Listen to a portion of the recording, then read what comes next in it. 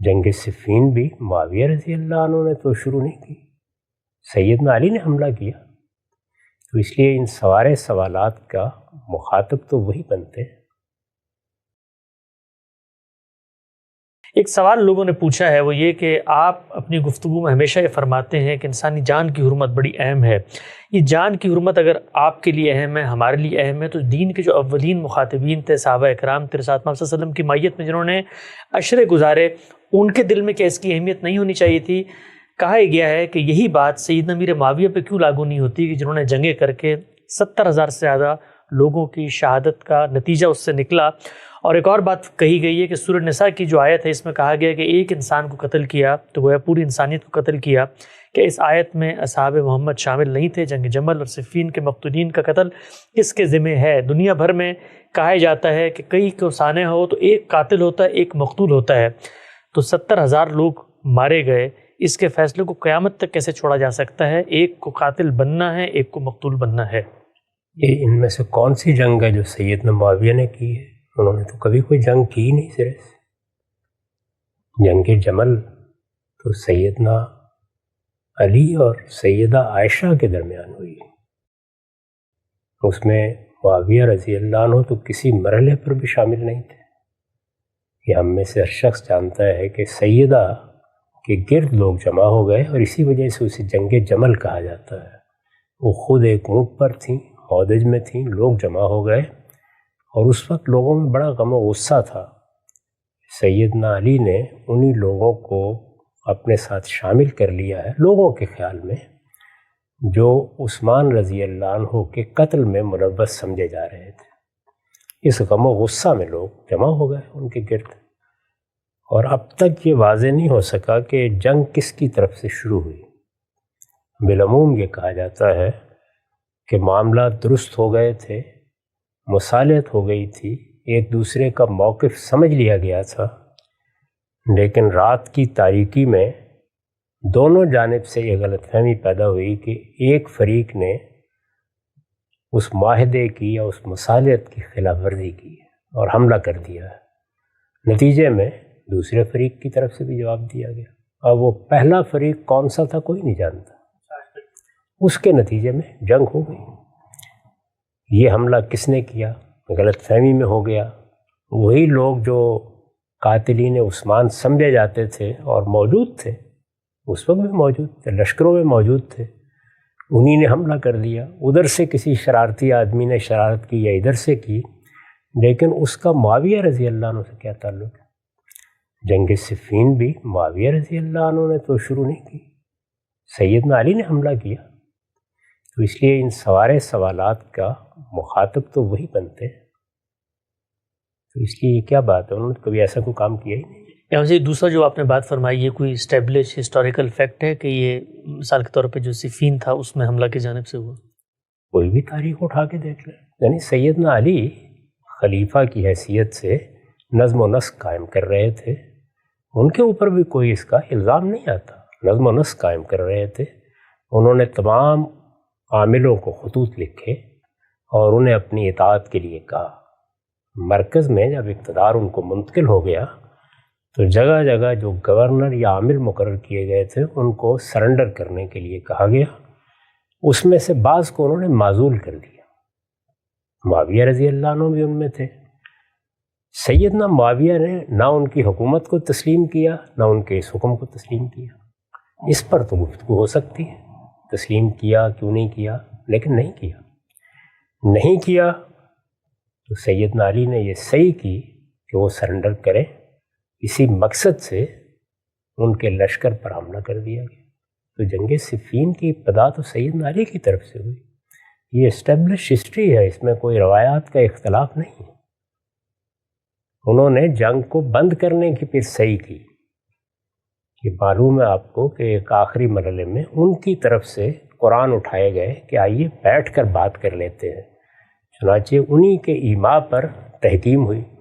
سیدنا علی آمادہ ہو گئے اس کے لیے کہ کوئی ثالث مقرر کیے جائیں جو اس کا پرامن طریقے سے فیصلہ کر دیں۔ تو یہ سب ہوا۔ تو اس میں کون سی جنگ ہے جو انہوں نے شروع کی؟ انہوں نے کوئی جنگ شروع نہیں کی۔ اچھا ہم صاحب پہلی جنگ میں چلیں، جمل میں تو سمجھ میں آ گیا، کوئی وہ فریق کے طور پہ کھڑے نہیں ہیں۔ دوسری میں چلیں اگرچہ حملہ یہاں سے ہوا لیکن ہوا تو ان کے اقدام کے نتیجے میں نا، تو پھر تو اصل میں جو کچھ اس کے بعد قتل ناحق خون بہا، ہزاروں کی تعداد میں صحابہ اکرام شہید ہوئے، تو ان کے اقدام کے نتیجے میں نا کہ انہوں نے مرکز کی ہدایت کو ماننے سے انکار کر دیا، تو جنگ کی ابتدا تو پھر کہنا چاہیے انہی کی طرف سے ہوئی۔ یہی اصول اختیار کر کے سیدنا حسین کو بھی مجرم ٹھہرا دیں، دونوں جانب ایک ہی اصول ہوگا، اور بھی بہت سے معاملات ہوں گے۔ ہاں، گفتگو وہی کرنی چاہیے جو ہوئی ہے۔ انہوں نے سیدنا علی کی حکومت کو تسلیم نہیں کیا، یہ ایک واقعہ ہے۔ کیوں نہیں کیا؟ اس کے دلائل ہیں، ان دلائل پر آپ کا اطمینان بھی ہو سکتا ہے، عدم اطمینان بھی ہو سکتا ہے۔ آپ کہہ سکتے ہیں کہ ان کا موقف غلط تھا، آپ کہہ سکتے ہیں ان کا موقف صحیح تھا، لیکن جنگ تو انہوں نے شروع نہیں کی، حکومت کی طرف سے اقدام ہوا ہے، یعنی انہوں نے کوئی بغاوت نہیں کی، تسلیم نہیں کیا۔ وہ ایک صوبے کے عامل تھے، سیدنا عمر کے زمانے سے چلے آ رہے تھے، سیدنا عثمان کے زمانے میں وہی عامل رہے۔ سیدنا علی کی حکومت جب قائم ہوئی تو عمومی طور پر یہ بات پھیل گئی کہ وہی لوگ جنہوں نے عثمان رضی اللہ عنہ کو قتل کیا ہے، شہید کیا ہے، وہی ان کے ساتھ ہے۔ یہ بات پھیل گئی، صحیح یا غلط۔ آج کے زمانے میں بھی جب کوئی بات اس طریقے سے پھیل جاتی ہے تو اس کی تنقید آسان نہیں ہوتی۔ چنانچہ سیدہ عائشہ، ان کے ساتھ صحابہ کرام، طلحہ و زبیر جیسے صحابہ کرام، وہ اسی مقصد سے لڑنے کے لیے آمادہ ہو گئے سیدنا علی سے۔ اتنی بڑے پیمانے کے اوپر یہ نقطہ نظر لوگوں نے اختیار کیا۔ اسی میں سیدنا معاویہ نے بھی ایک نقطہ نظر اختیار کیا کہ یہ حکومت ٹھیک طرح سے قائم نہیں ہوئی، اور ہم اس کو تسلیم نہیں کریں گے جب تک کہ عثمان رضی اللہ عنہ کے قاتلوں کو کیفر کردار تک نہیں پہنچایا جاتا یا ان کو ہمارے حوالے نہیں کر دیا جاتا۔ تو کسی حکومت کو آپ نے تسلیم نہیں کیا۔ یہاں جمہوریت میں روز ہوتا ہے کہ انتخابات درست نہیں ہوئے، ہم اس حکومت کو تسلیم نہیں کرتے۔ اس کے بعد حکومت تسلیم نہ کرنے والوں کے خلاف اقدام کرے تو آپ انہی کو مجرم ٹھہرائیں گے۔ دونوں کا جائزہ لے لیں اس معاملے میں۔ کہنے والا یہ بھی کہہ سکتا ہے کہ سیدنا علی کو بھی صفین میں یہ اقدام نہیں کرنا چاہیے تھا، بلکہ مصالحت کی کوششیں کرتے رہنا چاہیے تھا۔ ان کے اس اقدام کے نتیجے میں معاملات خراب بھی ہوئے، کہہ سکتا ہے نا کوئی آدمی، اور پھر ان کو بھی تحکیم پر راضی ہونا پڑا، اور تحکیم ہی اصل میں سارے فساد کی بنیاد بن گئی، کیونکہ اس کے نتیجے میں خوارج الگ ہو گئے۔ اس طرح کی باتیں تو کسی بھی اقدام کے بارے میں کہی جا سکتی۔ وہی مغز کو باغ میں جانے نہ دینا ہمارا یہ بالکل خلاف واقعہ بات ہے، انہوں نے کوئی جنگ نہیں کی۔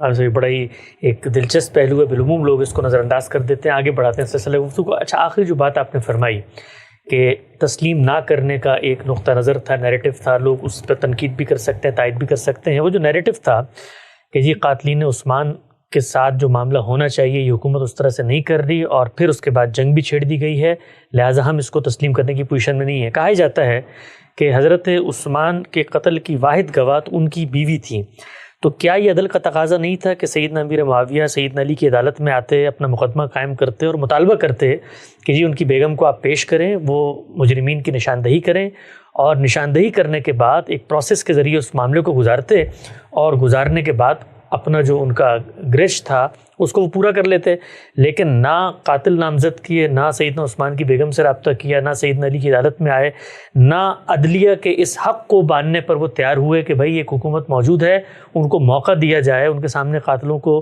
پریزنٹ کیا جائے۔ کوئی بھی معاملہ نہیں ہوا، اور اس کے مقابلے میں جو حکومت کو تسلیم کرنے سے انکار کر دی۔ اس میں کون سی چیز ہے کہ جو غلط ہے؟ حکومت سے یہ مطالبہ کرنا کہ وہ عدالت لگائے، وہ گواہوں کو طلب کرے، وہ لوگوں کو کٹہرے میں لائے، یہ کوئی غلط مطالبہ ہے؟ یعنی یہ جو باتیں کہی جاتی ہیں یہی ایک طریقہ ہوتا ہے۔ ہم اس وقت کیا کرتے ہیں، اگر کہیں کوئی ناحق قتل ہو جائے تو حکومت ہی سے مطالبہ کرتے ہیں نا کہ حکومت اپنی ذمہ داریوں کو پورا کرے، تو انہوں نے بھی یہی مطالبہ کیا۔ یہ جو جتنی تقریر آپ نے فرمائی ہے یہ ہم لوگ روزانہ کیوں نہیں کرتے؟ جڑا والا میں ایک حادثہ ہوا ہے، کیا کہا جاتا ہے، نہیں جا کے ہم تلاش کرتے ہیں کہ کون گواہ ہیں، پھر ان کو پیش کرنے کے لیے آگے بڑھتے ہیں۔ حکومت ہی سے مطالبہ کیا جاتا ہے کہ وہ اپنی ذمہ داریوں کو پورا کرے۔ تو انہوں نے حکومت سے مطالبہ کیا کہ یہ حکومت اگر حکومت ہے، یہ ہے ان کا استدلال، تو اس کو یہ کام کرنا چاہیے، اگر یہ نہیں کرتی تو ہم اس حکومت کو تسلیم نہیں کرتے۔ آپ کہہ سکتے ہیں کہ یہ ذرا زیادہ سخت نقطہ نظر ہے، وہ ایسا نہ کرتے تو اچھا ہوتا، کہہ سکتے ہیں، لیکن یہ کہ یہ کیا ہم نہیں کرتے روزانہ؟ ہم بھی یہی کرتے ہیں، یہی کہتے ہیں نا کہ منہاج القرآن میں ایک واقعہ ہوا تھا، ہم کہتے ہیں لال مسجد میں ایک واقعہ ہوا تھا، اس میں لوگ مارے گئے تھے بہت بڑی تعداد میں. ان لوگوں کے معاملات پر حکومت کو تحقیق کرنی چاہیے، کوئی تحقیقی کمیشن قائم کرنا چاہیے، کوئی عدالتی کارروائی کرنی چاہیے، سب باتیں کہتے ہیں. اس سے زائد کیا بات ہے جو انہوں نے کہی؟ یہی کہا ہے. لیکن آپ سے اگر اتنا بڑا مطالبہ ہے اور اس مطالبے کی بنیاد پہ آپ اتنا بڑا اسٹانس لے رہے ہیں کہ حکومت کو ماننے سے انکار کر رہے ہیں، تو پھر کچھ اقدامات خود بھی ہونے چاہیے تھے نا. مثلا سیدنا عثمان کے جو ورثاء تھے ان سے رابطہ کیا جاتا، بیوی سے رابطہ کیا جاتا، ان سے کہا جاتا جی ہم آپ کے ساتھ کھڑے ہیں، آئیں مل کے سیدنا علی کی خدمت میں جاتے ہیں. آپ بتائیے، آپ تو وہاں موجود تھیں، آپ نے آنکھوں سے دیکھا تھا، بندے متعین کرتے ہیں. ایک ویک سا مطالبہ آپ رکھنے کے بعد اتنے بڑے بڑے اقدامات اس کی بنیاد پہ کر رہے ہیں. یعنی آئندہ ہم بھی یہی کیا کریں کہ بجائے خود عدالت لگا کے بیٹھ جایا کریں، جا کے خود گواہ تلاش کریں، خود لوگوں سے رابطے کریں، جڑاں والے میں بھی جائیں، منہاج القرآن کے معاملات پہ بھی میں آپ مداخلت کریں، صوبوں کے عمال مداخلت کریں. یہ صحیح طریقہ ہے یا یہ صحیح طریقہ ہے کہ جو نظم قائم ہو گیا ہے وہ اگر یہ کہہ رہا ہے کہ ہم ایک نظم سنبھال چکے ہیں تو اسی سے کہا جائے کہ وہ یہ کام کرے؟